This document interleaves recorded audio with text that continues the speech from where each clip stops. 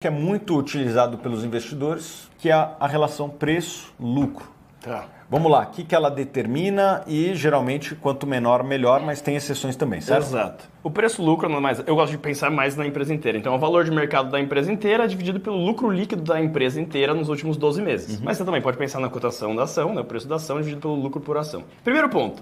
Lucro líquido é o lucro líquido dos últimos 12 meses. 12 meses é o tempo que demora para a Terra dar uma volta em torno do Sol. Ele não é um período mágico para explicar de fato quanto que é o lucro das próximas décadas da empresa. Então, assim, o lucro líquido ele pode ter coisas não recorrentes. Pode ser um número que ele é diferente de quanto de dinheiro a empresa gera para o sócio.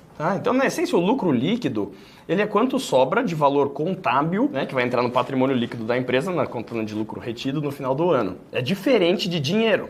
Então, o lucro líquido ele pode ser inflado, por exemplo, por uma empresa falando que o imóvel dela vale mais no ano. Assim, ou às vezes ele é de fato um lucro, mas ainda não se materializou em caixa. Vou dar um exemplo, uma venda a prazo. É muito comum varejo, empresas de construção venderem a prazo. Então, uma empresa de construção civil, ela vende o imóvel hoje e o cliente vai pagar daqui 1 ano, daqui 2 anos, daqui 3 anos. Não teve necessariamente uma geração de caixa hoje. Se o cliente vier pagar lá na frente, esse lucro vai virar caixa.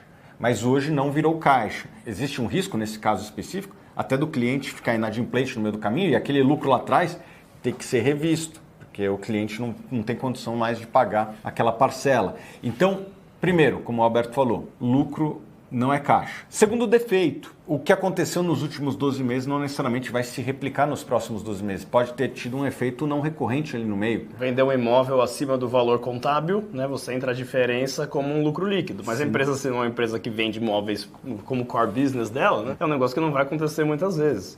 Às vezes a empresa tem uma dívida grande em dólar e num determinado trimestre o dólar cai. Isso tem uma marcação a mercado da dívida que em reais agora vale menos e por conta disso a empresa apresenta o lucro. Então o lucro pode ser poluído de várias formas.